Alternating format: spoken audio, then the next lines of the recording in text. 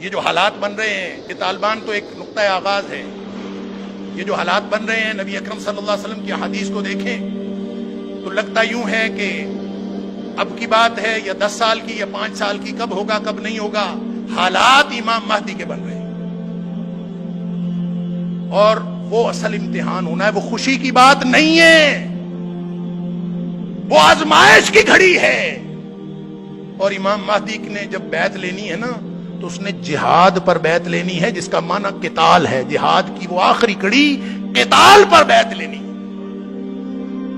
اور نبی اکرم صلی اللہ علیہ وسلم نے فرمایا جب امام مہدی آئیں گے نا تو لوگ 3 حصوں میں مسلمان 3 حصوں میں تقسیم ہو جائیں گے. ایک حصہ وہ جنہوں نے امام مہدی کو تسلیم ہی نہیں کرنا، انا للہ و انا الیہ راجعون، ٹھنڈے کمروں میں بیٹھنے والے اور پرسکون زندگی گزارنے والے. وہ جہاد پر بیعت کر کے کیسے تسلیم کریں گے؟ قتال پر بیعت کرنی ہے تو ان کے پاس 1000 دلیلیں ہوں گی، جیسے آج ہمارے پاس طالبان کے خلاف 1000 دلیلیں موجود ہیں. لہذا جہاد اور قتال پر بیعت ہوگی. نبی اکرم صلی اللہ علیہ وسلم نے فرمایا ایک حصہ تو جس نے بیعت ہی نہیں کرنی، انہوں نے ماننا ہی نہیں، فرمایا ان کے دل میں رتی بھر ایمان نہیں ہوگا. لہذا یہ تو ویسے ہی گئے، نام کے مسلمان ہیں. باقی جو 2 حصے رہ گئے، فرمایا ان میں سے آدھے یعنی تیسرا حصہ ٹوٹل میں سے وہ شہید ہو جائے گا اس جدوجہد کے اندر، اس قتال کے اندر. اور فرمایا وہ روئے زمین کے بہترین شہید ہوں گے. اور جو بچ جائیں گے ان کے ذریعے اسلام کا غلبہ ہوگا.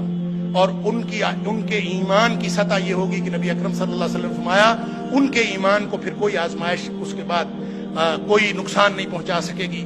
تو میرے بھائیوں اور بزرگوں، آج موقع اس آزمائش کے لیے اپنے آپ کو تیار کرنے کا ہے. میں اور آپ اپنے آپ کو، اپنے ایمان کو، وَأَنْتُمُ الْأَعْلَوْنَ إِن كُنتُم مُؤْمِنِينَ، ہم نے مر جانا ہے، راستے میں موت آ جانی ہے، یا شہادت ہمارے قسمت اور نصیب میں لکھی ہے. کیا ہونا ہے کیا نہیں ہونا یہ سب اللہ کے ہاتھ میں ہے.